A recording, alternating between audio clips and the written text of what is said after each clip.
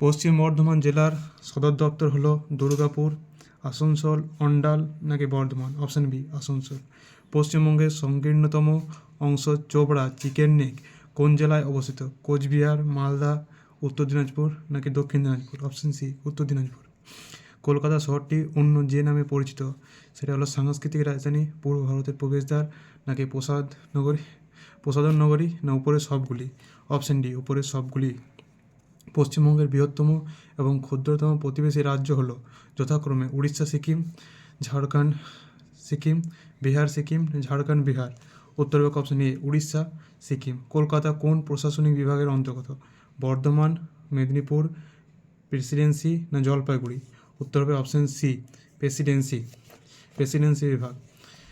নিম্নলিখিত কোন জাতীয় উদ্যান বাংলাদেশের আন্তর্জাতিক সীমানার সঙ্গে যুক্ত? পান্না, কাঞ্চনজঙ্ঘা, কাজিরাঙ্গা নাকি সুন্দরবন? উত্তর হবে অপশান ডি সুন্দরবন। উত্তর চব্বিশ পরগনা ভেঙে উত্তর ও দক্ষিণ চব্বিশ পরগনা ভেঙে উত্তর ও দক্ষিণ চব্বিশ পরগনা জেলা দুটি গঠিত কত সালে? 1986 সালে, 2007 সালে, 2014 সালে না 1999 সালে?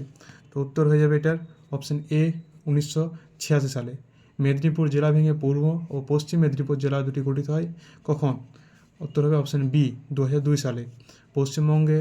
পশ্চিমবঙ্গ ভারতের মোট ক্ষেত্রফলে কত শতাংশ অধিকার করেছে? 4%, 2.7%, না 6%, না 10%? তো উত্তর হবে অপশান বি 2.7%।